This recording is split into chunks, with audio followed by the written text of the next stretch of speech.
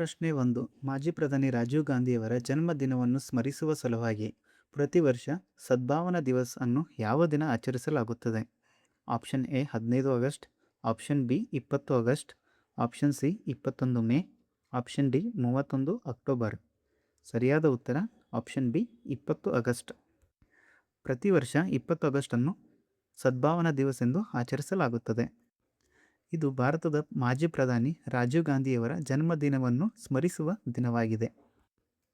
ರಾಜೀವ್ ಗಾಂಧಿಯವರು 20 ಆಗಸ್ಟ್ 1944ರಂದು ಬಾಂಬೆ ಜನಿಸಿದ್ದರು. ರಾಜೀವ್ ಗಾಂಧಿಯವರು 1984ರಲ್ಲಿ ಭಾರತದ ಪ್ರಧಾನಿಯಾಗಿದ್ದರು. ಪ್ರಶ್ನೆ 2. 2026ರ 8ನೇ ಬ್ರಿಕ್ಸ್ ಯುವ ಇಂಧನ ಶೃಂಗಸಭೆಯನ್ನು ಯಾವ ದೇಶ ಆಯೋಜಿಸಿತು? Option A Brazil, option B Bharat, option C China, option D Russia. ಸರಿಯಾದ ಉತ್ತರ ಆಪ್ಷನ್ ಬಿ ಭಾರತ. 2026ರ 8ನೇ ಬ್ರಿಕ್ಸ್ ಯುವ ಇಂಧನ ಶೃಂಗಸಭೆಯನ್ನು ಭಾರತ ನವದೆಹಲಿಯಲ್ಲಿ ಆಯೋಜಿಸಿದೆ. ಪ್ರಶ್ನೆ 3. ಇತ್ತೀಚೆಗೆ ಹಾವು ಕಡಿತವನ್ನು ಯಾವ ರಾಜ್ಯವು ಅಧಿಸೂಚನೀಯ ರೋಗವೆಂದು ಘೋಷಿಸಿದೆ? Option A Gujarat, option B Maharashtra, option C Karnataka, option D Madhya Pradesh. ಸರಿಯಾದ ಉತ್ತರ ಆಪ್ಷನ್ ಬಿ ಮಹಾರಾಷ್ಟ್ರ. ಮಹಾರಾಷ್ಟ್ರ ರಾಜ್ಯವು ಹಾವು ಕಡಿತವನ್ನು ಅಧಿಸೂಚನೀಯ ರೋಗವೆಂದು ಘೋಷಿಸಿದೆ. ಪ್ರಶ್ನೆ 4. ಭಾರತದ ಮೂಲದ ಸ್ವದೇಶಿ ಕ್ವಾಂಟಮ್ ಪ್ರೊಸೆಸಿಂಗ್ ಯೂನಿಟ್ ತಯಾರಿಕಾ ಸೌಲಭ್ಯವನ್ನು ಯಾವ ರಾಜ್ಯದಲ್ಲಿ ಸ್ಥಾಪಿಸಲಾಗಿದೆ? Option A Karnataka, option B Kerala, option C Tamil Nadu, option D Maharashtra. ಸರಿಯಾದ ಉತ್ತರ ಆಪ್ಷನ್ ಎ ಕರ್ನಾಟಕ. ಭಾರತದ ಮೊದಲ ಸ್ವದೇಶಿ ಕ್ವಾಂಟಮ್ ಪ್ರೊಸೆಸಿಂಗ್ ಯೂನಿಟ್ ತಯಾರಿಕಾ ಸೌಲಭ್ಯವನ್ನು ಕರ್ನಾಟಕದಲ್ಲಿ ಸ್ಥಾಪಿಸಲಾಗಿದೆ. ಇದು ಕರ್ನಾಟಕದ ರಾಜಧಾನಿಯಾದಂತಹ ಬೆಂಗಳೂರು ನಗರದಲ್ಲಿ ಸ್ಥಾಪಿಸಲಾಗಿದೆ. ಇದು ಕ್ವಾಂಟಮ್ ತಯಾರಿಕಾ ಕಂಪ್ಯೂಟರ್ಗಾಗಿ ಅಗತ್ಯವಿರುವ ಹಾರ್ಡ್ವೇರ್ ತಯಾರಿಕೆಗೆ ಇದು ಸಹಾಯಕಾರಿಯಾಗಿದೆ. ಪ್ರಶ್ನೆ 5. ವಿಶ್ವಸಂಸ್ಥೆಯ ಮರುಭೂಮೀಕರಣ ತಡೆ ಸಮಾವೇಶದ 17ನೇ ಪಕ್ಷಗಳ ಸಮ್ಮೇಳನ ಎಲ್ಲಿ ನಡೆಯಲಿದೆ? Option A Riyadh, Saudi Arabia, option B Ulaanbaatar, Mongolia, option C Samarkand, Uzbekistan, option D Navadehali, Bharat. ಸರಿಯಾದ ಉತ್ತರ option B Ulaanbaatar, Mongolia. ಈ 17ನೇ ಸಮಾವೇಶವನ್ನು ಮಂಗೋಲಿಯಾದ ರಾಜಧಾನಿಯಾದಂತಹ ಉಲಾನ್ ಬಾಟರ್ನಲ್ಲಿ ಆಯೋಜಿಸಲಾಗಿದೆ. ಈ ಅಧಿವೇಶನ 17ರಿಂದ 28 ಆಗಸ್ಟ್ 2026ರವರೆಗೆ ನಡೆಯಲಿದೆ. ಮರುಭೂಮೀಕರಣ, ಭೂಮಿಯ ಅವನತಿ ಮತ್ತು ಬರ ಸಮಸ್ಯೆಗಳ ಕುರಿತು ಇಲ್ಲಿ ಚರ್ಚಿಸಲಾಗುತ್ತದೆ. ಈ 17ನೇ ಸಮಾವೇಶದ ಘೋಷವಾಕ್ಯ ರಿಸ್ಟೋರಿಂಗ್ ಲ್ಯಾಂಡ್, ರಿಸ್ಟೋರಿಂಗ್ ಹೋಪ್.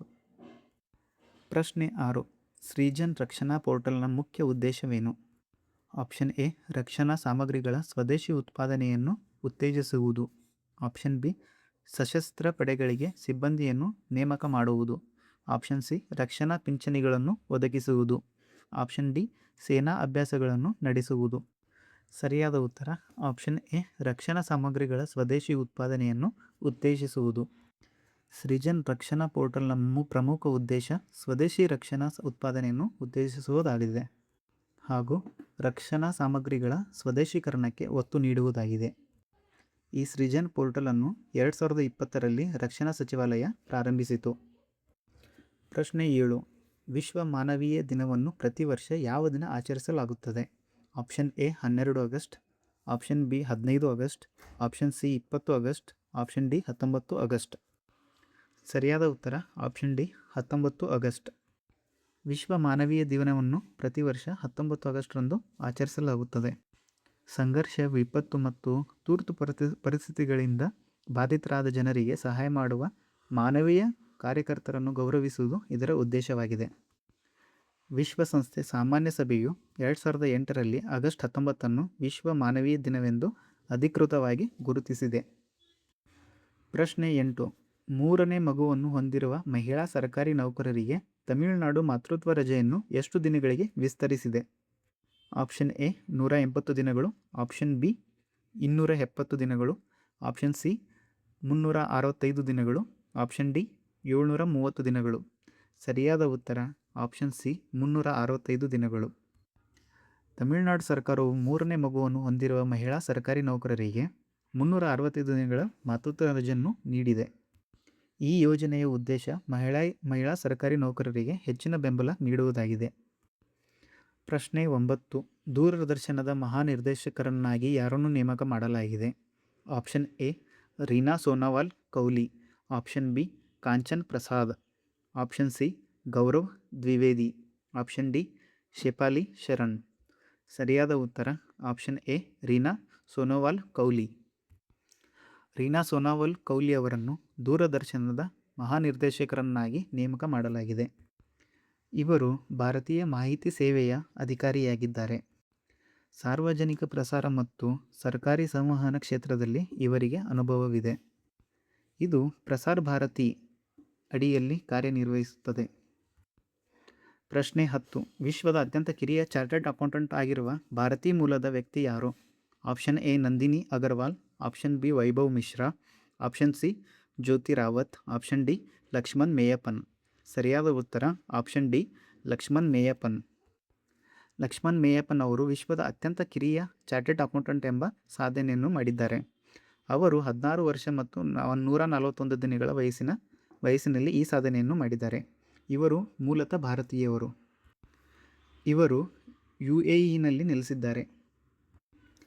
ಪ್ರಶ್ನೆ 11. ವಿಶ್ವ ಛಾಯಾಗ್ರಹಣ ದಿನವನ್ನು ಯಾವ ದಿನ ಆಚರಿಸಲಾಗುತ್ತದೆ? Option A 16 August, option B 17 August, option C 18 August, option D 19 August. ಸರಿಯಾದ ಉತ್ತರ ಆಪ್ಷನ್ ಡಿ 19 ಆಗಸ್ಟ್. ವಿಶ್ವ ಛಾಯಾಗ್ರಹಣ ದಿನವನ್ನು ಪ್ರತಿ ವರ್ಷ 19 ಆಗಸ್ಟ್ ರಂದು ಆಚರಿಸಲಾಗುತ್ತದೆ. ಛಾಯಾಗ್ರಹಣದ ಕಲೆ ಮತ್ತು ವಿಜ್ಞಾನ ಇತಿಹಾಸವನ್ನು ಗೌರವಿಸುವುದು ಇದರ ಉದ್ದೇಶವಾಗಿದೆ.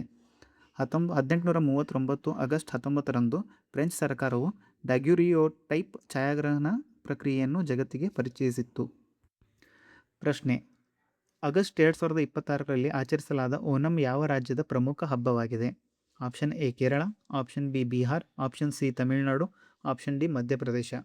ಸರಿಯಾದ ಉತ್ತರ ಆಪ್ಷನ್ ಎ ಕೇರಳ. ಓಣಂ ಕೇರಳದ ಪ್ರಮುಖ ಸುಗ್ಗಿ ಮತ್ತು ಸಾಂಸ್ಕೃತಿಕ ಹಬ್ಬವಾಗಿದೆ. ಇದು ರಾಜ ಮಹಾಬಲಿ ಅವರ ಸ್ಮರಣಾರ್ಥದೊಂದಿಗೆ ಸಂಬಂಧಿಸಿದಂತಹ ಹಬ್ಬವಾಗಿದೆ.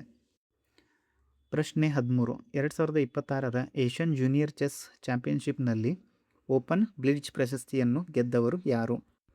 Option A Sharanarthi Veeresh, option B Vignesh Varmula, option C Nandeesh V, option D Akshay Borgonkar. ಸರಿಯಾದ ಉತ್ತರ ಆಪ್ಷನ್ ಬಿ ವಿಘ್ನೇಶ್ ವರ್ಮುಲಾ. ವಿಘ್ನೇಶ್ ವರ್ಮುಲಾ ಅವರು 2026ರ ಏಷ್ಯನ್ ಜೂನಿಯರ್ ಚೆಸ್ ಚಾಂಪಿಯನ್ಶಿಪ್ನಲ್ಲಿ ಓಪನ್ ಬ್ಲಿಟ್ಜ್ ಪ್ರಶಸ್ತಿ ಗೆದ್ದರು. ಶರಣ್ಯ ದೇವಿ ಬಾಲಕಿಯ ಬ್ರಿಡ್ಜ್ ಪ್ರಶಸ್ತಿಯನ್ನು ಗೆದ್ದರು. ಪ್ರಶ್ನೆ 14. 2026ರಲ್ಲಿ ವಿದ್ಯಾರ್ಥಿ ಸಹಾಯ ಹಸ್ತ ಯೋಜನೆಯನ್ನು ಯಾವ ರಾಜ್ಯ ಸರ್ಕಾರ ಆರಂಭಿಸಿದೆ?